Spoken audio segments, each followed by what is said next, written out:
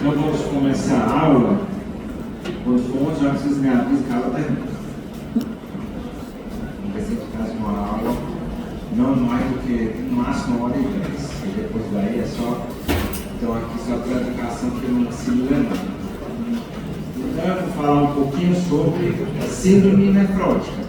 Vocês viram a aula aí, vocês sabem da doutora Cláudia sobre glomerulonefrite, foi síndrome nefrítica a título. Então, essa aula tem como objetivo principal vocês compreender o raciocínio clínico de um paciente que chega com vocês com glomerulopatia, como eu devo avaliar clínica e laboratorialmente esse paciente, conhecer os principais diagnósticos diferenciais, linhas gerais de tratamento e questão de residência eu não vou fazer. Então, síndrome nefrótica tem milhares de causas, seja ela endócrina, reumatológica, hematológica, drogas, várias. Mas eu vou falar somente das causas primárias.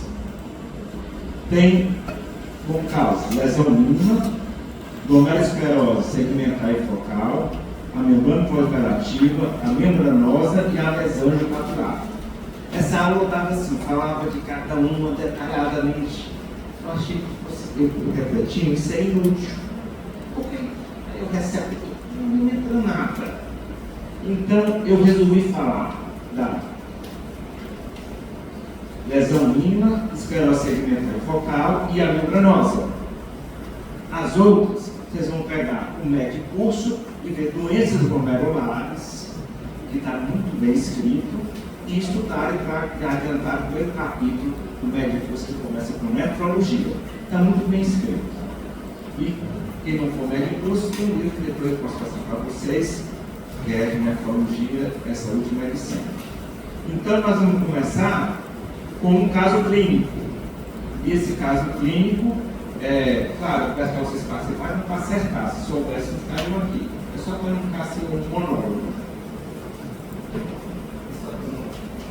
Beatriz, paciente do sexo feminino, 23 anos, previamente rígida, relata que com 12 semanas de gestação apresentou edema importante de membros inferiores, face e vulva, acompanhado de aumento importante dos níveis pressóricos.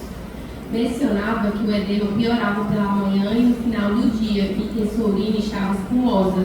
Negava outras queixas ou qualquer outra doença pregressa.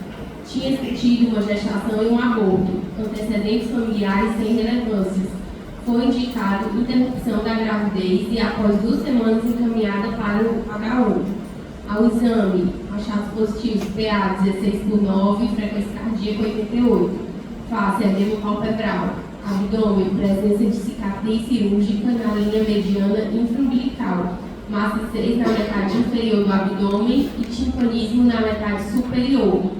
Flácido, indolor, sem visceromegalias. Genitália, edema importante de vulva.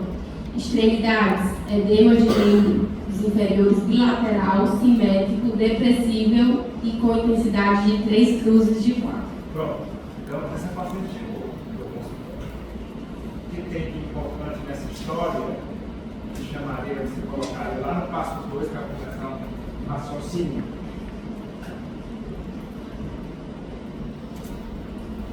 Esse edema generalizado? Aqui está no passo 2. É a esposa. Esse edema pré-orbital.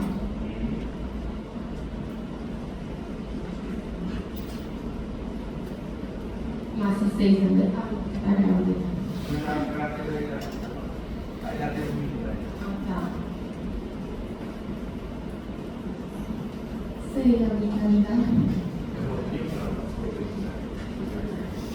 São 2 problemas, né? O outro, aí sim. Aí comigo aí. Aí 5 dias.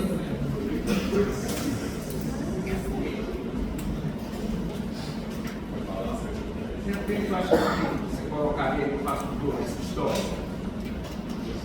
Ela estava grávida e começou a surgir essa expectativa de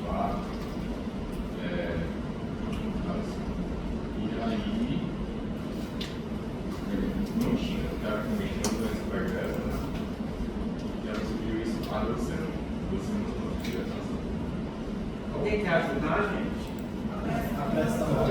Referência que mais? História de aborto. História de aborto.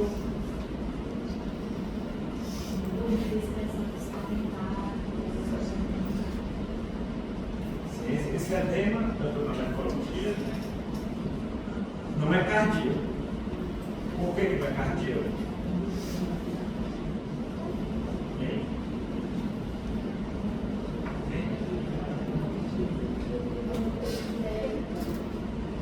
Tem o quê? Não tem mais o quê?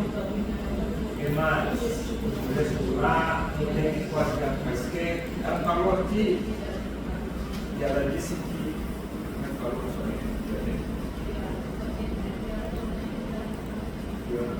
Tem uma coisa nesse edema aí que pode ter um diferencial da causa. Tem?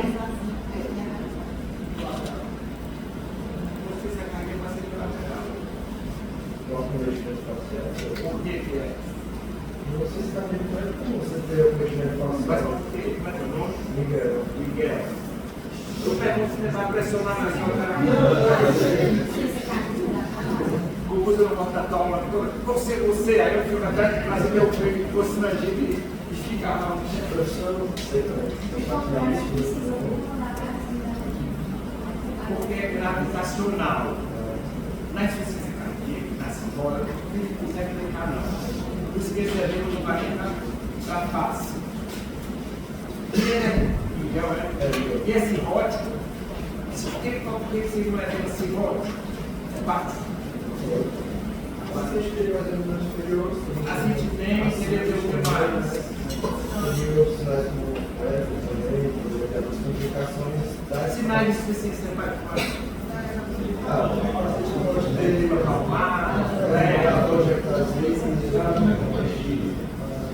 Então, essa paciente, que foi porque pode ser uma edema, né?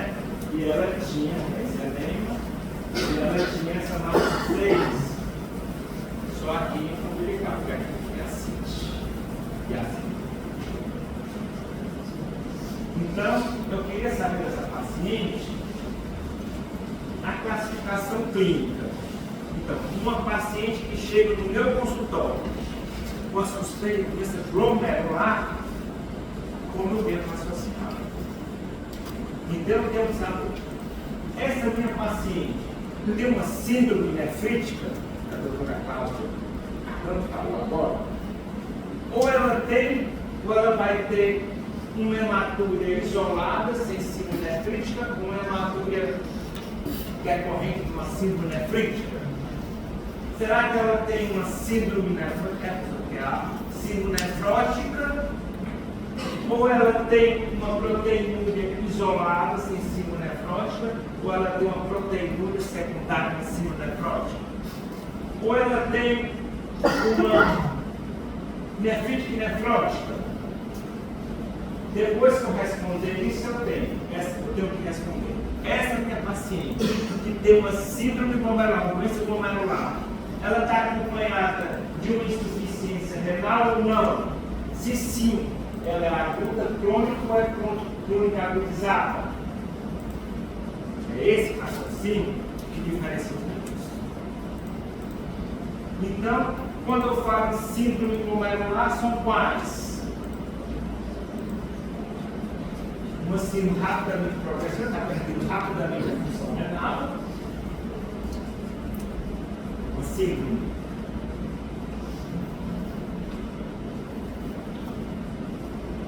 nefrótica, outra nefrítica, ou ela tem alterações urinárias assintomáticas, ou ela tem uma coisa crônica. Que exame laboratorial primeiro que eu vou pedir essa minha paciente no meu consultório? Chamado que é a biópsia líquida. Então eu tenho proteína 3 cruzes. Tenho hemoglobina 4 cruzes, hemácia 10 por campo, leucócito 7 por campo e presença de hematocristol 8% de acompanho. Então, se eu analisar aqui só a proteína, esquece o resto. Nesse sumário de urina, que pergunta tem que ter na sua cabeça quando vê essa proteína em qualquer sumário de urina? Quando tem isolado, não precisa. Primeiro, Miguel, eu tenho que saber, essa proteína aí nessa fita é um falso positivo ou negativo? Eu estou analisando aqui só a proteína, ela pode na fita. Aí depois eu tenho que saber, se não é um falso positivo, da onde é que ela vem?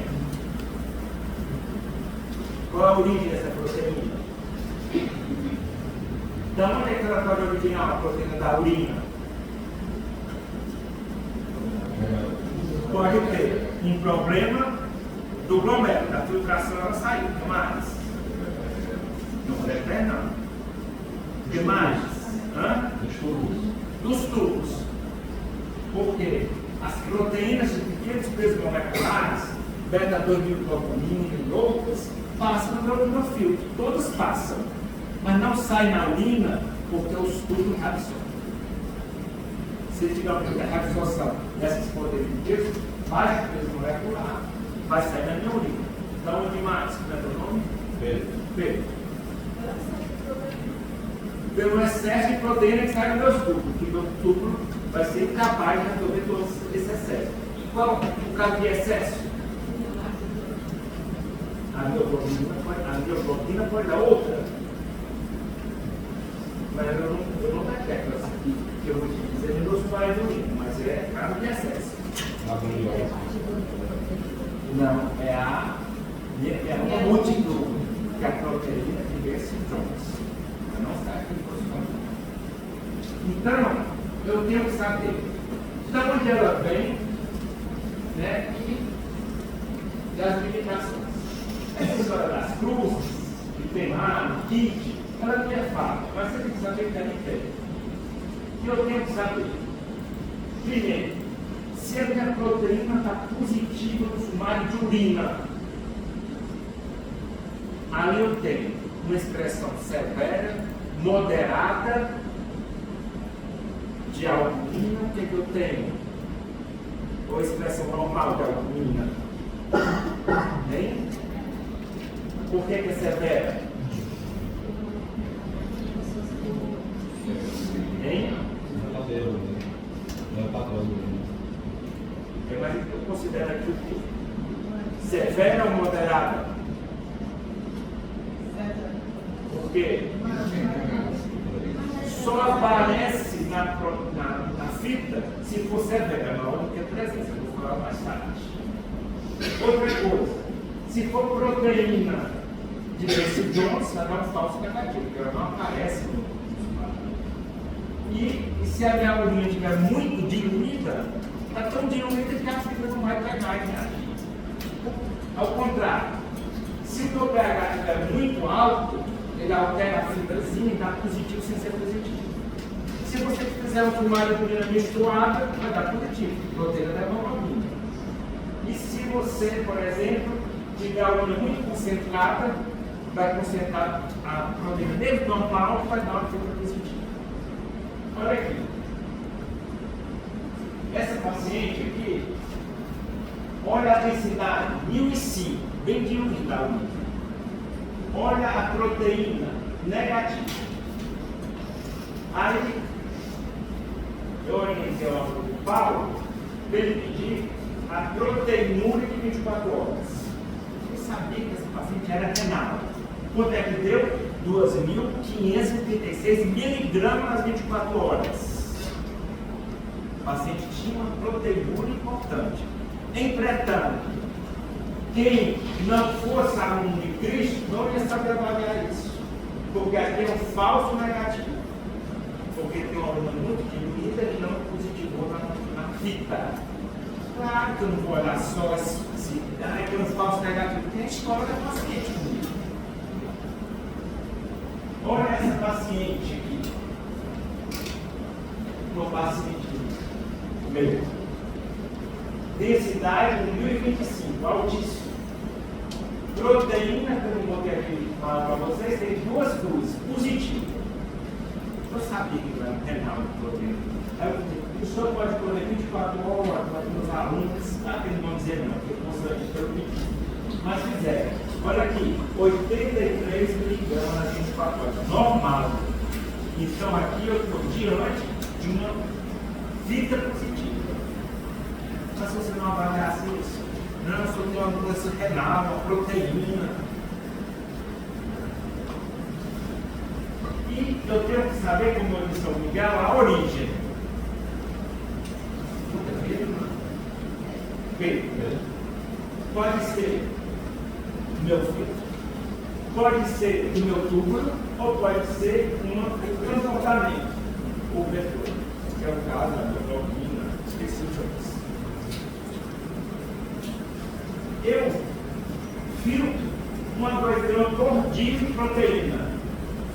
Olha aqui as proteínas que são naquele produto proximal, tá? Pequenos moleculares.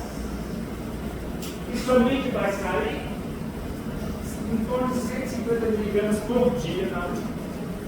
Mas como falou o Pedro, vai tomar 150? Não. Como falou o Pedro, a albumina está aqui, mas olha a quantidade normal de albumina na urina, menos de 20 miligramas. Por isso, que erroneamente era chamada assim. Paciente que tinha mais do que 299 miligramas a 24 horas de albumina, ele tinha, até 299, ele tinha uma microminúria. E acima ele tinha uma macro. Mas essa terminologia foi mudada atualmente. Por quê? Porque aqui está quase 10 vezes acima do normal. Até 299 é micro. Então vamos chamar de micro. Pessoas. Por isso que eles colocaram agora que menos de 30 é a albumina normal, né?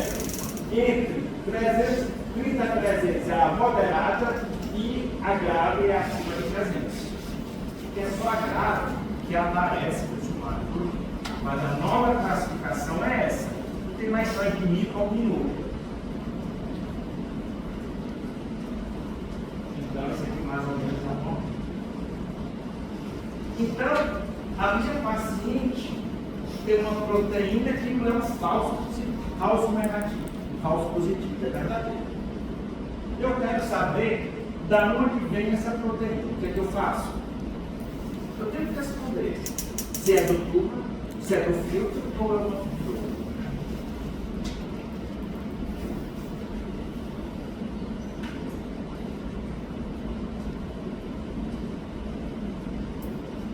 Chuta isso aqui. Se qualquer coisa, bem, senão não vai ficar. Da onde vem essa proteína? Vem glomerular, tá achando? E como é que eu sei que é glomerular?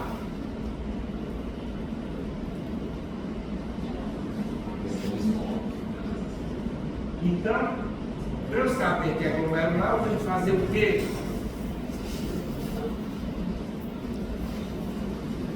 Eu tenho que quantificar.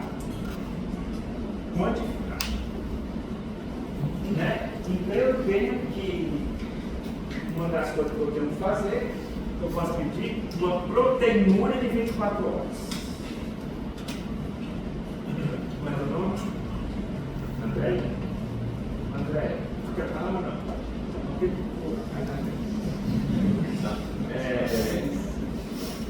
Vamos pegar uma métrica aqui que você pode falar aí, sem ser o que a proteína, não é? Mas, faz qualquer coisa, eu vou cair na parte,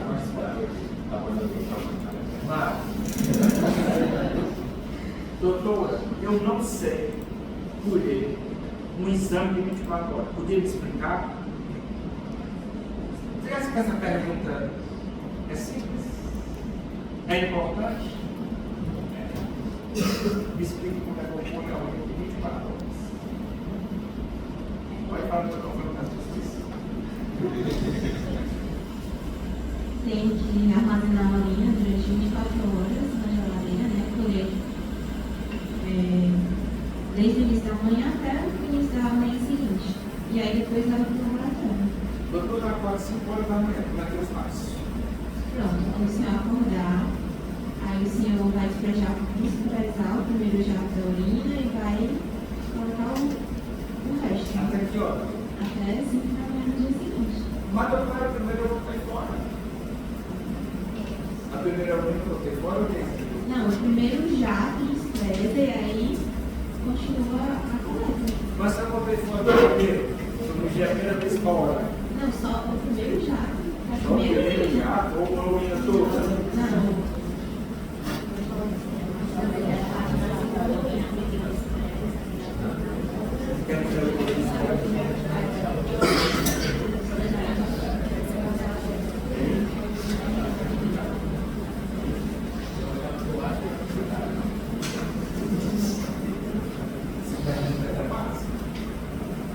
Que o livro não ensina. Se o negócio que é Deus, ele tem que se impedir de alguém. Saber raciocinar. Hein?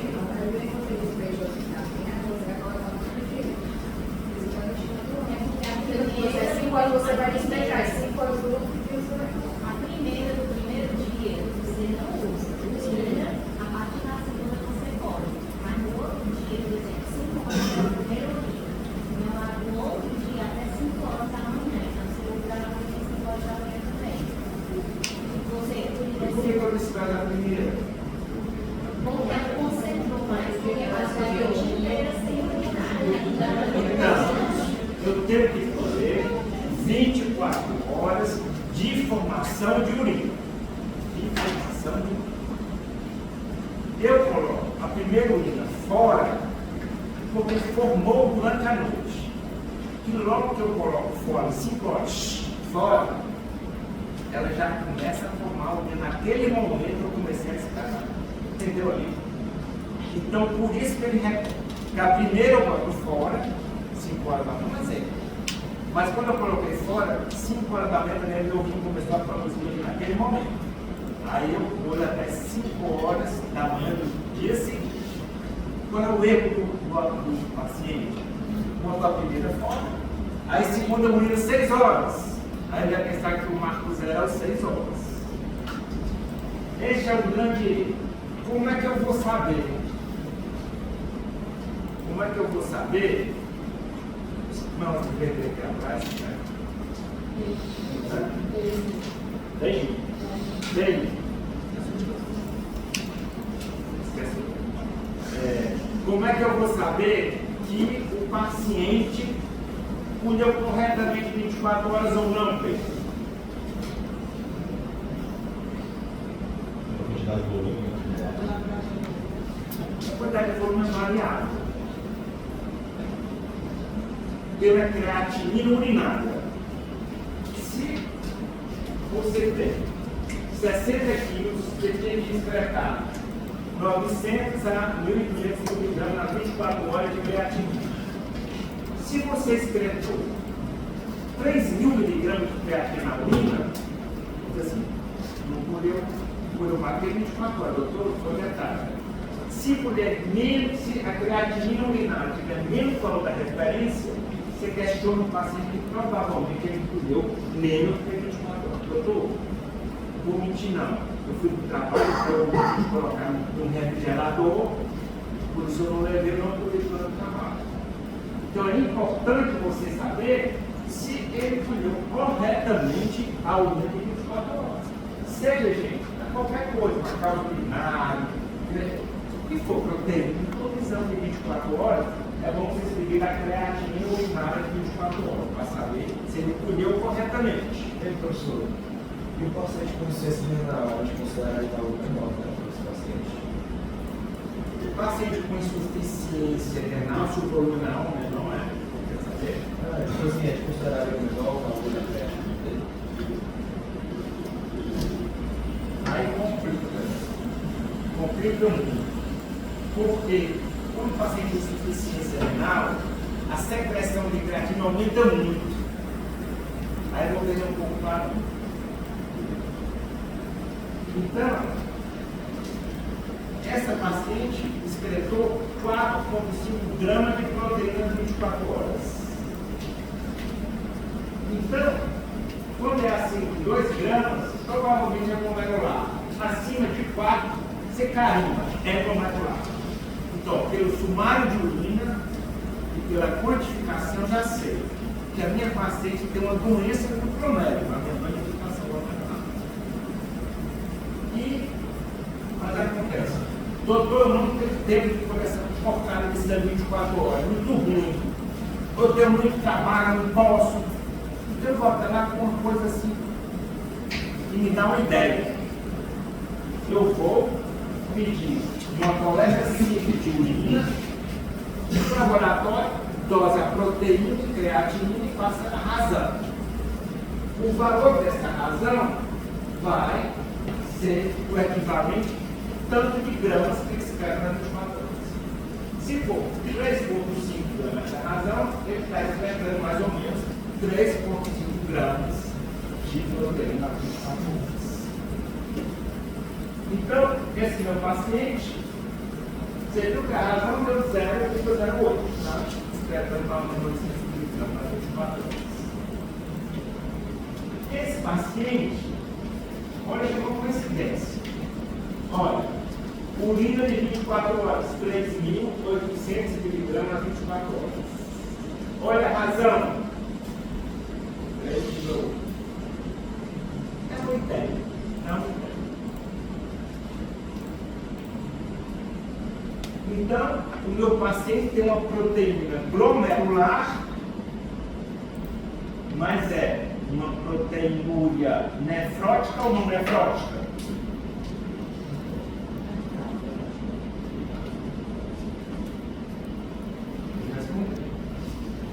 Outra coisa, ela tem hemácias. Hemácias e 4 tubos. O que é uma hematúria patológica? Se for persistente, 2 a 3 amostras, porque o bateu de sangue na urina uma vez, eu vou dizer que tem. Se tiver mais de 100 hemácias por campo, não pode ser menstrual. E com hematúria, o microscópio ou mais a cor, saber da cor da urina é importante na anamnese. Por quê?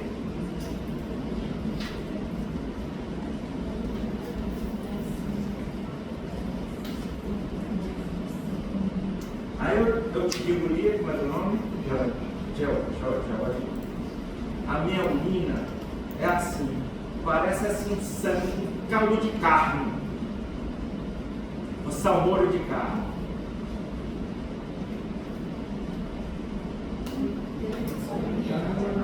Tem que fazer uma pergunta. Tem coágulo? Tem coágulo. Quem perguntou? Tem coágulo. E aí?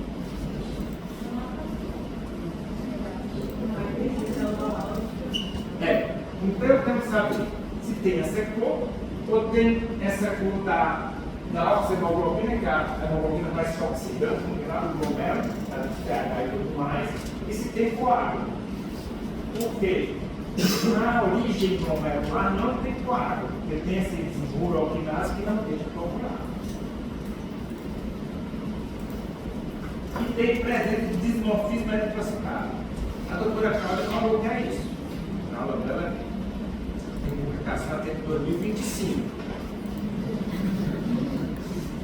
E o que é esse dismorfismo eritrocitado? Vai passando para o pH, dá os tubos, os capilares, pH, osmolaridade, tudo deformado. Mas essa definição era muito confusa na literatura. Porque uns dizem que para ter dismorfismo tem que ter 80% ou mais, outros 10 a 15%, enfim. Quem se apega muito se tiver maior ou igual a 5% de acantose, sugere ser uma hemácia de origem glomerular. A acantose é aquela coisa deformada, toda complexa que fica ali no plano.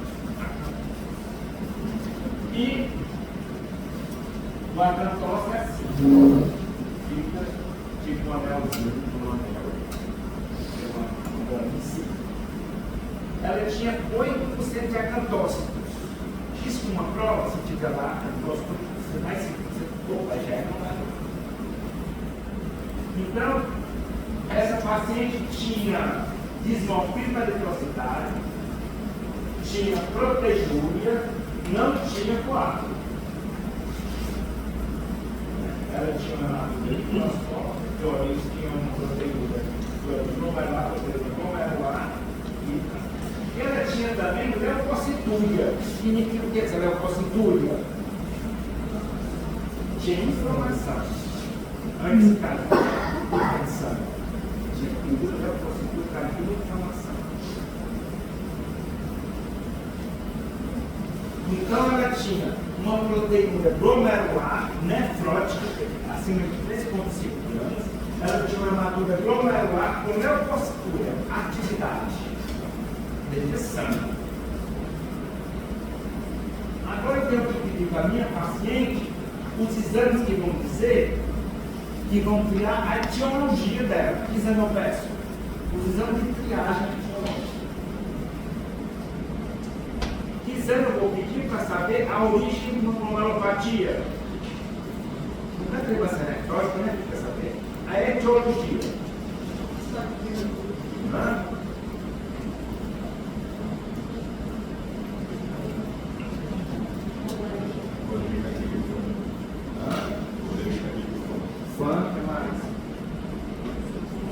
Que mais? Complemento.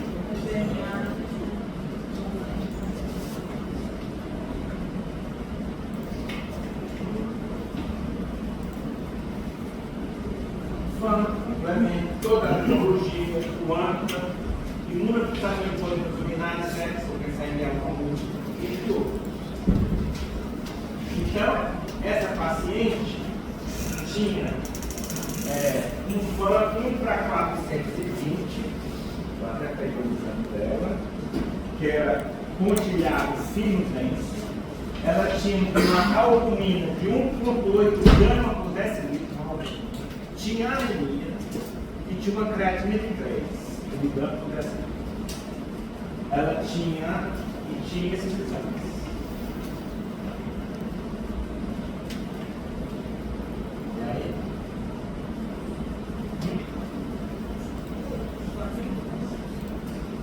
E o complemento, isso aqui, pensa que eu vou ler assim, não é nada.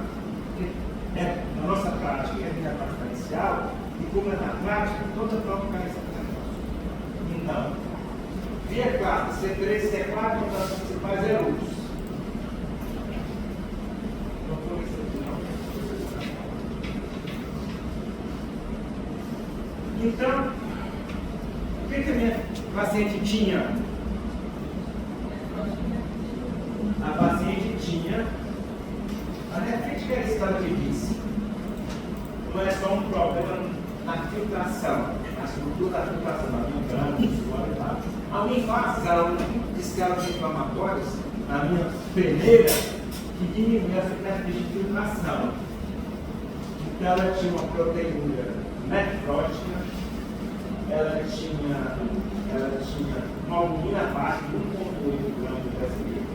Ela tinha hematúria, dismorfismo eritrocitário. Ela tinha PA aumentado, uma creatina de 3, insuficiência renal. E ela tinha uma síndrome nefrótica. Esse momento desse slide, que é para dizer que é o mais importante, como vocês devem se comportar no consultório, no raciocínio clínico, diante de uma paciente para saber tem uma glomerulopatia, como ela se não é triste, para entender que deve fazer a vontade. Esse dismorfismo aí da hemácia dela, né? É um componente mais da nefrite. Então, nefrite, da nefrite. A nefrótica pode ter massa, deve ter incêndio, mas é mais a da nefrite. Mas sabe que a nefrite não é só isso. A nefrite tem uma parte importante, tem uma ossitúria, tem um edema que aparece de maneira abrupta de frente à nefrótica de ovo. Quer dizer que é o conjunto. a nefrótica pode ter alterações diagnósticas também, Eu gosto tudo não, mas vai mais sem foco. Então, a nefrótica, a definição é a principal. Proteína gastando 3,5 gramas e hipoproteína. Por que tem essa interrogação, essa lipidoria? Isso vai ter sido nefrótica que não pode ser lipidemia. Essas biopsiais aqui. Vou falar. Boa pergunta, vou falar. Então, a nefrítica, eu não vou falar mais. Vou falar agora porque as caras aqui.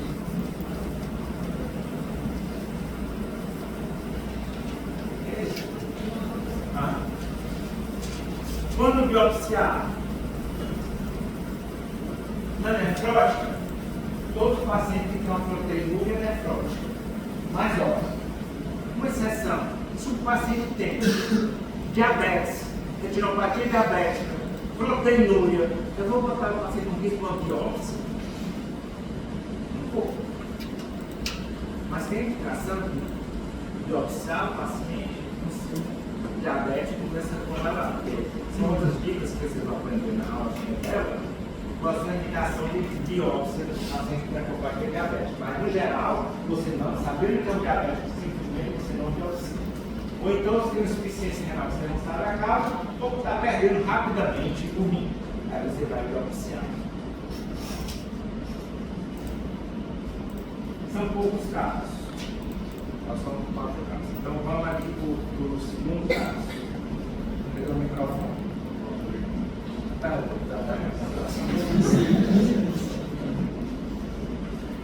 Homem branco, 45 anos, paciente encaminhado para atendimento na nefrologia com história de urina escumosa há 1 ano, evoluindo para anasápica e dor lombar esquerda há 1 mês.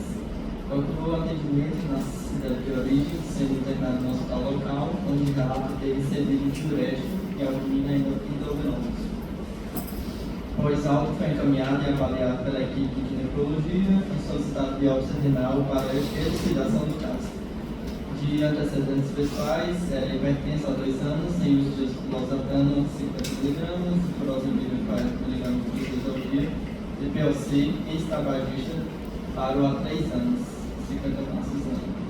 Antecedentes familiares, parentes em primeiro grau com doença coronariana, hipertensão arterial e diabetes mellitus. O exame físico apresentava irregular estado geral, eufileico, periférico, cianótico, febril. No aparelho cardiovascular, as pulsas eram normofonéticas, em 2 tempos, sem sopros audíveis, com pressão arterial de 120 por 80, frequência cardíaca 6. No aparelho respiratório tinha gordura vesicular presente, segmentos adventícios. Em membros inferiores havia edema de 3 cruzes. Então, o que chama a atenção dessa história? A anasápica, né, urina espumosa, a dor lombar, também. Ele era hipertenso. Era hipertenso, mas na instituição estava dor por último. O apoiadema também, né? Ele foi tabagista, né? Estava há 3 anos. Então, ele tem um paciente que tem provavelmente uma doença renal, né? Aí, seguindo o meu raciocínio, que exame você vai pedir? Mas aqui na história tem uma coisa que chama atenção fora da história. A dor lombar, né?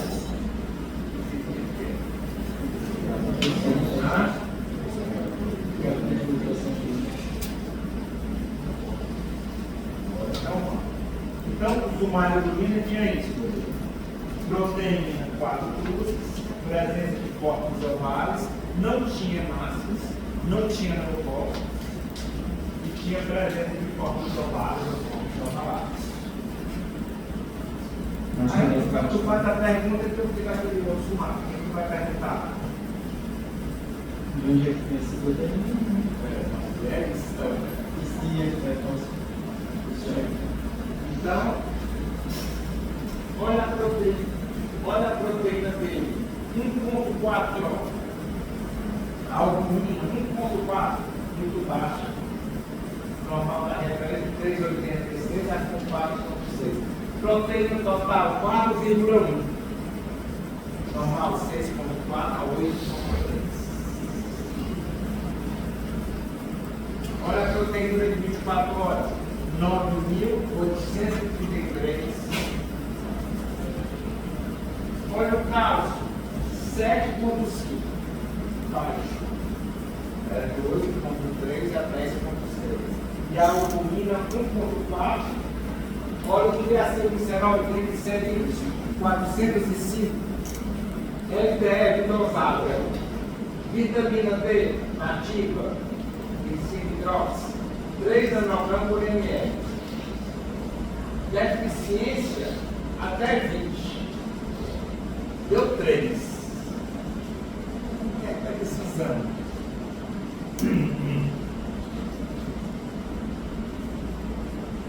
Coisa mineral.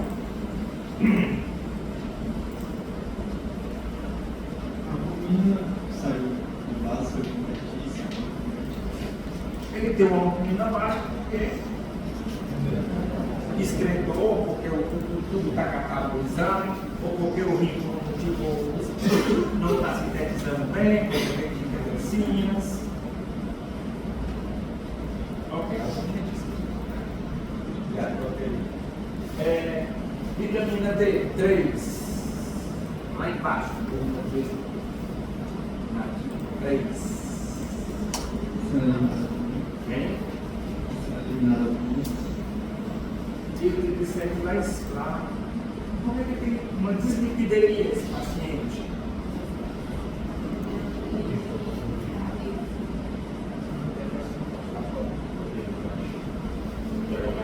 As explicações são viradas.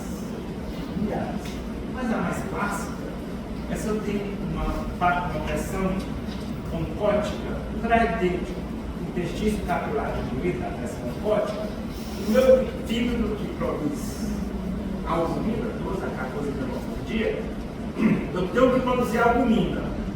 Ele produz seletivamente albumina, mas a albumina não proteínas. Por outro lado, este rim também pega muitas enzimas de proteína lipase, que cataboliza DLDL, que é o octavo do triacilglicerol. Como ele vai catabolizar, o triacilglicerol ele fica lá em cima. O cálcio total. O que é o cálcio total? O que você nota quando nota o cálcio total? É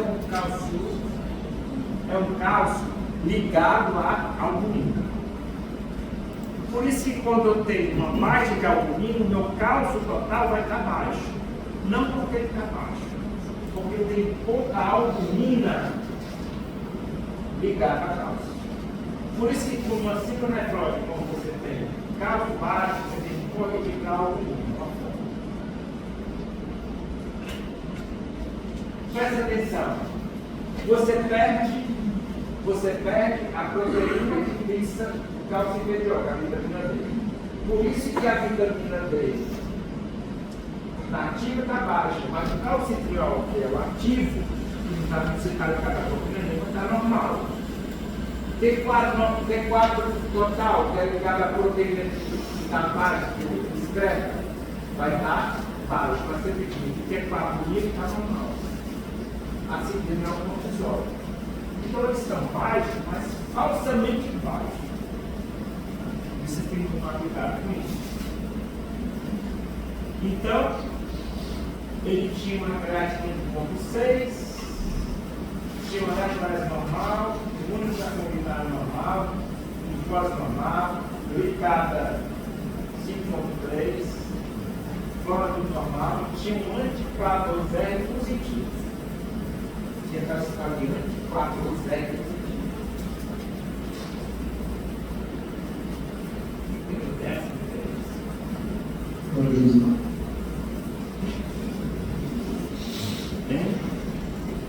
O diagnóstico. O ultrassom direito está montado, sem fluxo de sangue na via renal do mar.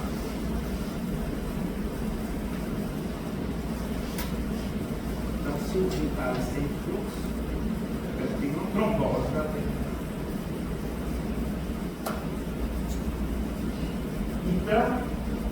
paciente tem uma síndrome nefrótica, nefrítica, o que ele tem?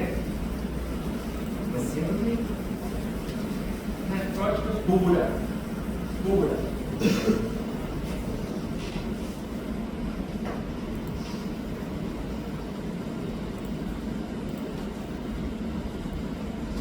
Então, ele teve uma glomerulopatia, aonde um antígeno anticorpo está fixado na membrana basal glomerular, em cima da membrana basal glomerular.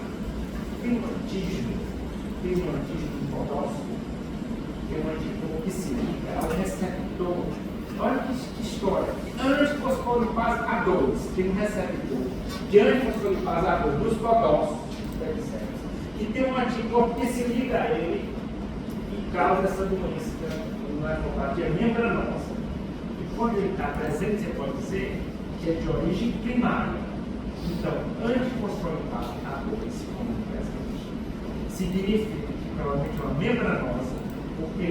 Porque esse anticorpo está ligado aqui sobre a membrana dos pericélulos, e tem esse receptor de antifosfolipase A2 que serve como antídoto anticorpo.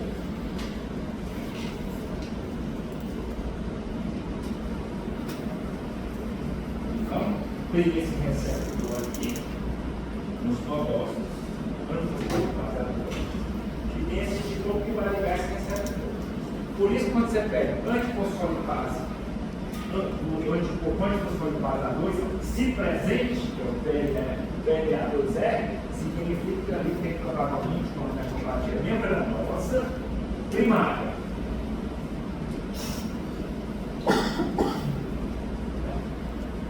O 80% dela está ligado ao PLA2R, que é a nefropatia primária membranosa.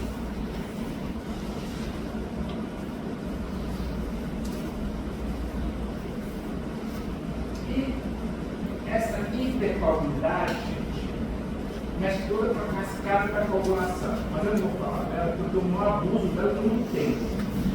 Isso acontece. Então, eu quero que vocês saibam que eles perdem por favor da heparina, que é o anticombina 3. Por isso que tem essa hipercoagulidade. Proteína SC, tomate. Se SC está baixo ou alto, eu não vou esquecer. S de subsolo e C de copa. Né? E tal, fibrinogênico e agregação troquetável. Quais são as glomerulopatias que dá mais trombose? Membranosa, membrana proliferativa e amiloidose. MMA. Então, qualquer prova, o paciente chega lá com os mais bonitos de nefropatia, teve embolia pulmonar, a nefropatia mais provável, membranosa. O paciente chega com dor lombar, com hematura, disfunção renal, trombose renal, membranosa. Não teve efeito, membranosa. Porque a que dá mais hipercoagulidade é a membranosa. São três. Membranosa, membrana proliferativa e a amiloidose. Mas a membranosa é que dá mais. Então, se for o rim esquerdo, a veia renal esquerda drena no testículo esquerdo. Então, por isso a gente vai dar a varicocele do lado esquerdo. Hematura macroscópica. O sangue não consegue ser drenado, a pressão intracapilar fica grande e a massa sai da hematura. A pressão também estraga de fora, dá uma anterior, não é necrótica. E dá CNFT dos rins, que o trombose vai estar maior. Então, quando isso está presente, é trombose da veia renal. Eu praticamente não fiz isso. Mas é uma coisa interessante, acho que quando passa questões, sempre, né? Então, mais comum é membranosa, membrana proliferativa e amiloidose. E aqui tem umas características. Uma trombose da veia renal. Professor, por que você está falando dessa membranosa? Porque é a causa mais comum de glomerulonefrite primária, nefrótica, no adulto em todo mundo, exceto no Brasil. No Brasil, a esclerose segmentar é importante. Então, a membranosa, vocês têm que ver como se fosse um nefrologista, que é de alta prevalência, vocês têm que saber. Professor, e eu vou tratar anticoagular todos esses pacientes? Não. Se tiver uma trombose, eu vou tratar com qualquer coagulopatia, trombose, parem em altas doses e profilaxe só nas situações. Profilaxe só nas situações. Se a albumina estiver muito baixa, acompanhado de uma proteína importante, o IMC aumentar, se tiver história genética na trombose, insuficiência cardíaca, você não faz profilaxia em todo paciente com membranosa, porque é a causa mais comum e tem as suas indicações. E uma coisa interessante, que essa membranosa, ela pode estar associada aos tumores, né? Que é os tumores.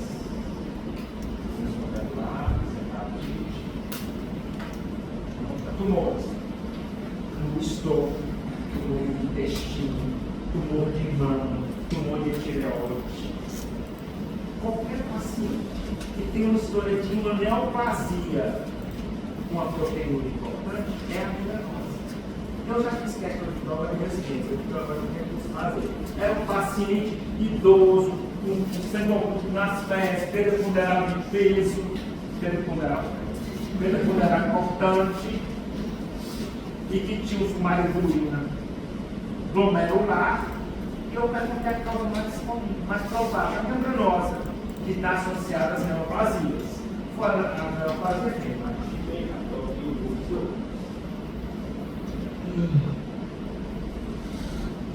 vocês sabem que é uma proteína seletiva e não seletiva. Seletiva é só a albumina, só a carga elétrica da membrana é alterada. A não seletiva, que é os poros, os pericélios, a célula de filtração, que passa por globina, passa tudo. Então, a membranosa é não seletiva. Na membranosa você tem que tudo, fã, DNA, e tem que pedir alguém histórico da sua produção, sangue oculto nas fezes. Se for acima de 50 anos, tomografia, colonoscopia, é do câncer. E o antipapo, pois é. Claro, gente, se o paciente não tem nada de história de neoplasia, eu não faço nada. Tem uma história dele. Mas vocês têm que ir atrás de neoplasia. E aí, o antipapo, pois é, para ver se é uma coisa primária.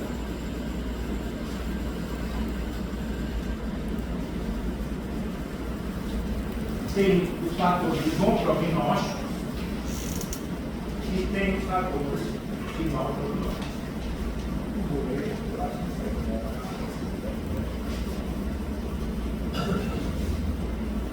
O penúltimo caso é o último. Acho que é o penúltimo. Pode ser mais um caso depois disso. Vamos ver aqui. Vamos estudar essa sequência.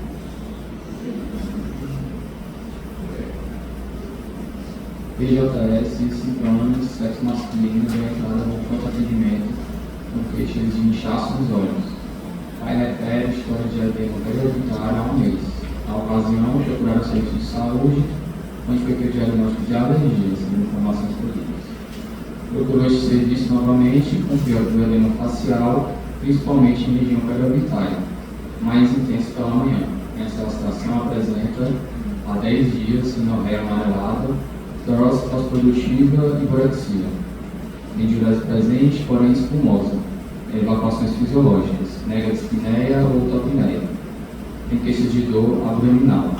Assunto antecedentes, nasceu de parto normal e a termo, sem intercorrência na gestação e parto. Um peso de 3,300 gramas, circunferência de 34 centímetros, apegada de 8 de 10, imunização atualizada, desenvolvimento do psicomotor adequado para a idade. Nega internações prévias, cirurgias ou transfusões. Hábitos de vida, mora em casa de alvenaria, saneamento básico completo, possui cachorro na residência. Mãe de 22 anos rígida, pai de 27 anos com asma. Você está na cara, Qual é a sempre possa. É uma criança.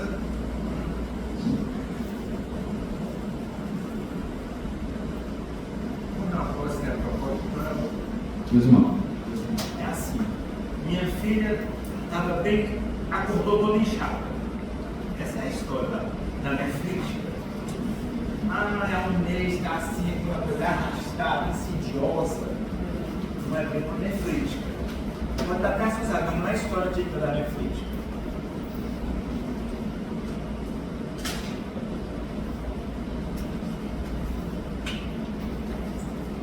Então, tinha dentro, pela verdade, que fala do positivo, tinha assim, tinha nasal. Proteína positiva, cilindros gordurosos, tinha dislipidemia e albumina baixa, e albuminemia. Ela tinha uma cilindro. Que é cilindros gordurosos.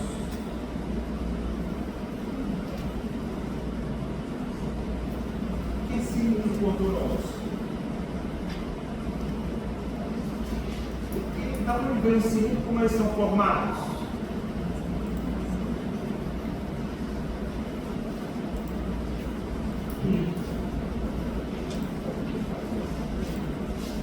Obrigatoriamente é formado nos canais.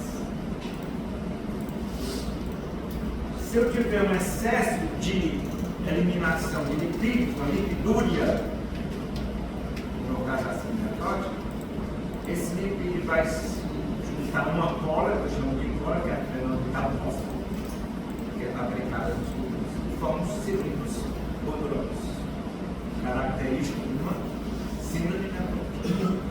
Se eu tiver um processo inflamatório muito grande, que cilindros eu vou formar? cilindros hemáticos. É, mas que a doutora Clara falou, não. Olha, Você presta atenção, cilindros hemáticos. Se eu tiver uma lesão nos meus tubos muito importante, uma necrose tubular, que vai eliminar muitas células epiteliais, cilindros epiteliais.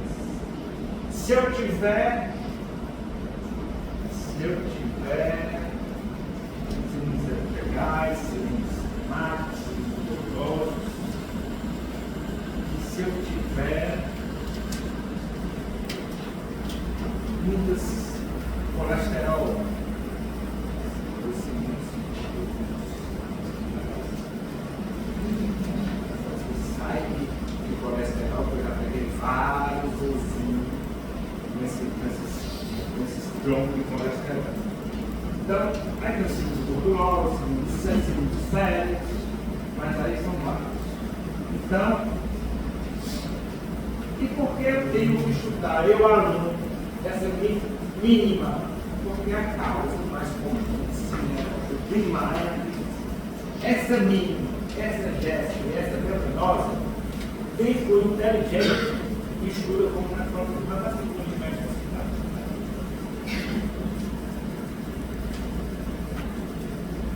Então, a lesão mínima é uma doença imunológica. Disse que das células T que produzem citocinas que não vai deixar os meus pés ser a produzir cargas negativas. Vai ficar deficiência de carga negativa. Por isso que a proteína dela é seletiva. Tá? E meus pericélios ficam assim em pé porque estão sustentados por uma matriz extracelular. Essa matriz é alterada.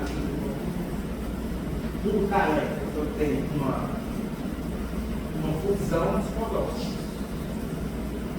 Uma coisa interessante que vocês têm que saber, no adulto, duas causas comuns de necrótica: linfoma de Hodgkin e uso de anti-inflamatório. Não esqueçam disso.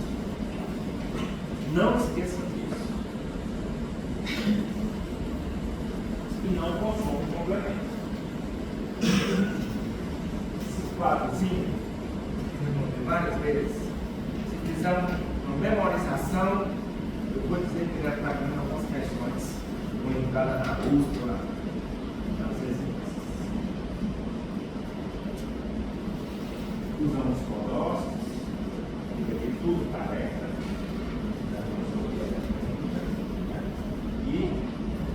passa as proteínas seletivas, que é algo que não aparece em não tem nada.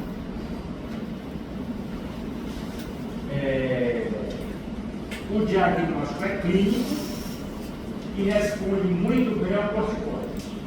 E aqui estão as indicações do corticoide e quando eu devo fazer o uso preciso.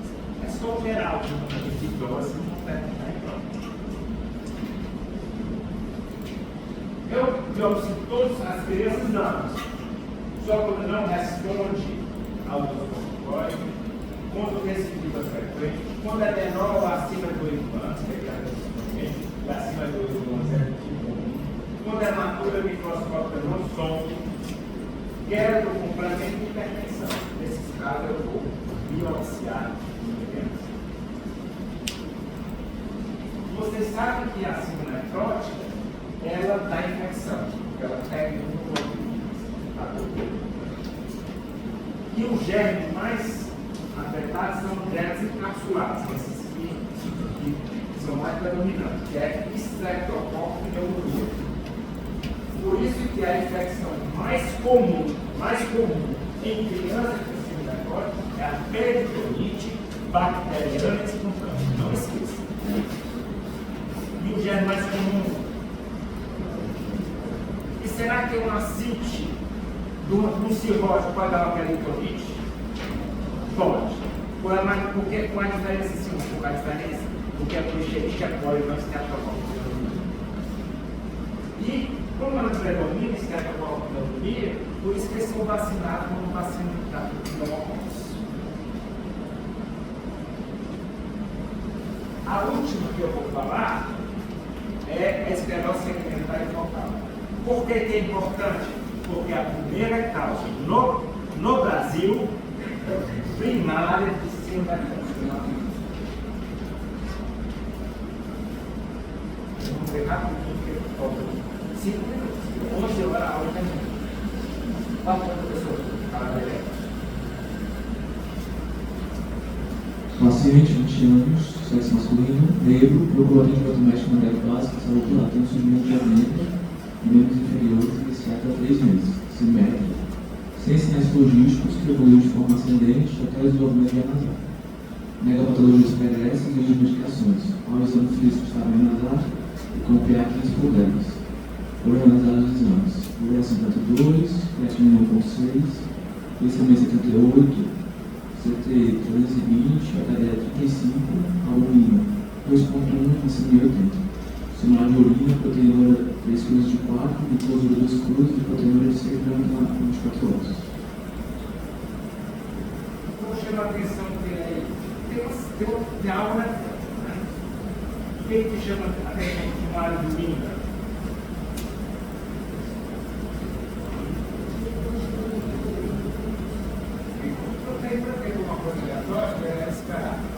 Tem a glicosúria.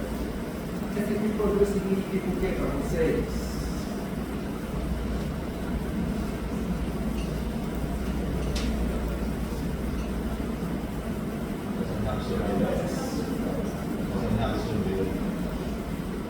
A gente pode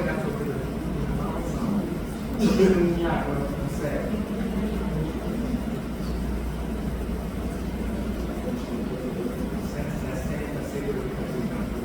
Passa disso para você que tudo não consegue mais resolver. Isso é uma das razões que você vai ter glicosura. Qual a outra razão?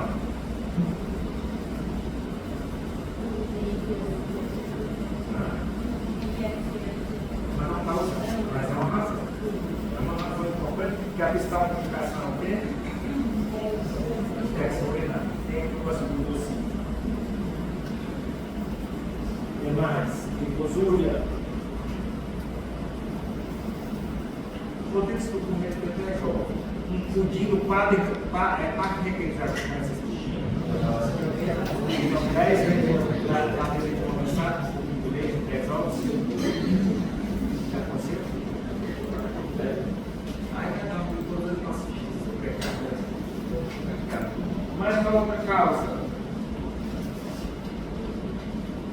Está relacionado.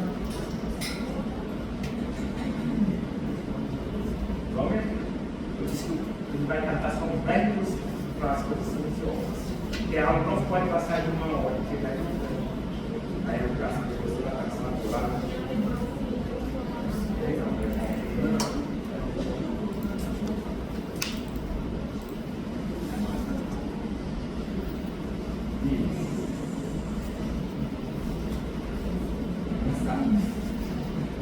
Gente, a glicose é reação de tudo. Sódio e glicose. Se eu tiver uma tumbulopatia, se eu tiver muito confundido. Esse paciente, gente, tem uma esclerose focal segmentar. Professor, por que é focal? Porque acomete 1.050% dos comédios. Você sabe que eu tenho 2 milhões de comédios. E por que segmentar? Só afeta um segmento no capilar. Por isso que eu começo a esclerose focal segmentar. E a história é a mesma.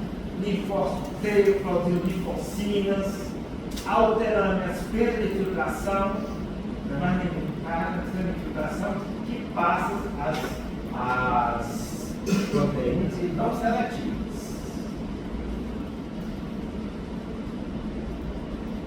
Se eu tiver, gente, uma obesidade, uma hiperfiltração tão importante, que pode esclerosar muito dos glomérulos e muito pedaço do segmento do glomérolo. Quando a esclerose segmentar é igual, vocês sabiam que a obesidade pode dar isso? Obesidade mórbida. Por isso que é um paciente de fazer o clínico excelente lá em cima. Parabéns por Deus. Tu é um gordo mal, mentira. Vai terminar certo.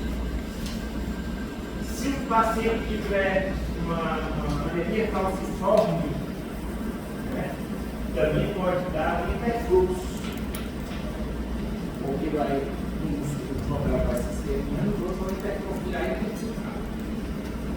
Às vezes é assim, paciente com anemia falciforme, com dor no seu canto, calopatia, esclerose segmentar e focal. Ou pode ter uma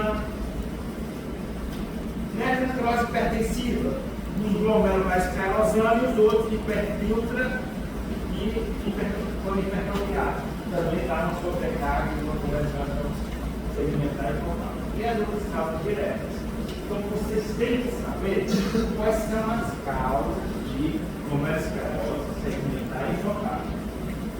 Uma das causas também secundárias, que não sabe muito bem, é a HIV. O uso de heroína e não fazer com linfose. Também são causas de esclerose segmentar e focal. Uma das causas é o paciente usando heroína, não sei o quê, e de um usuário de urina de uma neuropatia, então é uma das causas mais prováveis. Vocês vão cercar mais por essa prática que é correta. E por HIV, o mais comum é começar colapsando. O que é isso? O glomérulo puxa todo. Chama colapsando. Professor, é só no HIV? Não. Do difosfanato, né? Pode dar também esse tipo de glomerulosclerose colapsando. Mas mais característico do HIV. O complemento é normal, né? E nós vamos para o tratamento. Então nós falamos como chegar no diagnóstico, como avaliar o paciente no consultório. Falamos da membranosa, que é a primeira causa de todo mundo, a segunda no Brasil, de glomerulopatia de enzima necrótica primária no adulto, que está correlacionada com as neoplasias, com a hipertroficidade, com as tromboses, né? E as causas primárias estão relacionadas ao anticorpo que vai contra o receptor diante dos vasodilatadores do PET-7, que geralmente significa uma neoplasia primária membranosa. Nós falamos aqui também da lesão mínima, que vocês têm que aprender, tá? Em criança, né? E saber quando biopsiar, que quando usar imunossupressor, tem as principais complicações que apresentam bacteriana espontânea. E vimos da esclerose segmentária focal, que é a primeira causa no Brasil, circulatório primário. E vocês têm que saber as causas: sobrecarga, hiperfluxo, lesão direta. Porque vocês sabem dessas causas, vocês. E a glicose, essa tubulopatia, ela é comum na equação segmentária focal. Eu achei uma pergunta capciosa da própria residência. O aluno tinha que saber, não é uma segmentar focal, porque dá glicosúria, porque é como uma tubulopatia. Sabe uma coisa do aluno? Não vou ficar nessa história, eu vou botar essa glicosúria na aula, porque era muito. Então, no tratamento é deles, você tem que dar uma dieta com pouco sal, né? E você tem que dar diurético. Você não pode dar diurético para ter muito, você tem que ser no mínimo, no máximo 13 mg por dia. Peso, né? 0,5 por dia. Por quê? Porque se eu perder demais peso, eu vou contrair muito dano intravascular. Eu vou prejudicar o meu paciente. E a albumina? A albumina, que eu estou no último dos casos. Na albumina, somente nesses casos, o paciente resistente a diuréticos que não responde a dose máxima dos diuréticos. Só aí, que eu vou dar muito baixo, só aí eu faço albumina. Não faço albumina de rotina nos pacientes com síndrome nefrótica. A dieta eu vou fazer hipoproteica, hiperproteica ou normoproteica? Eu vou fazer normoproteica. Se eu fizer hipoproteica, eu vou desnutrir o paciente. E se eu fizer hiperproteica, tudo que eu quero sair, que vai resolver tudo. A proteína é tudo. E o tratamento da proteína como um todo, geral para toda a homeopatia, você vai usar o inibidor da enzima de conversão ou o carboidraticina 12. Por quê? Diminui a hiperfiltração glomerular, porque dilata a arteríola referente, e também eles têm efeito direto nos podócitos, diminui a arteriose. Agora, se eu tiver uma problema crônica, aí eu posso usar, lá o certo para tudo.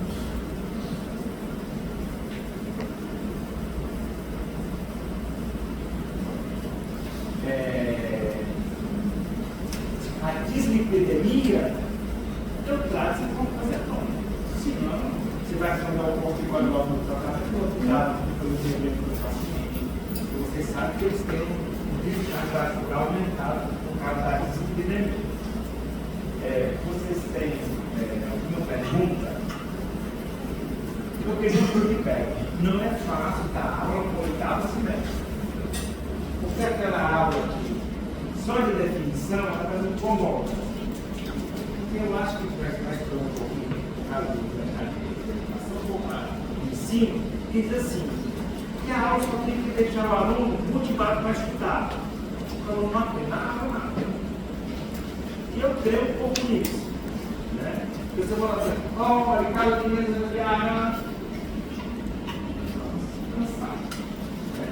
Eu quero um feedback assim para vocês.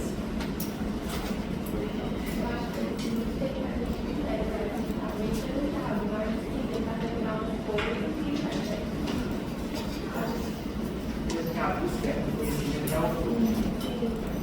A realização é muito pouco a aula. Então, as coisas, vocês vão escutar 1 minuto e ir embora. Ou por educação, que é o doutor Marcari, vocês vão ficar. Alguma pergunta? Mas vocês estão gostando do oitavo semestre ou não? As aulas estão. Uma revisão para treinar.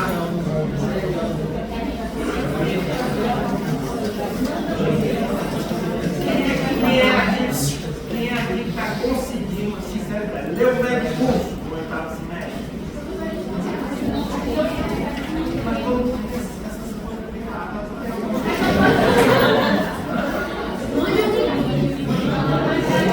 Obrigado.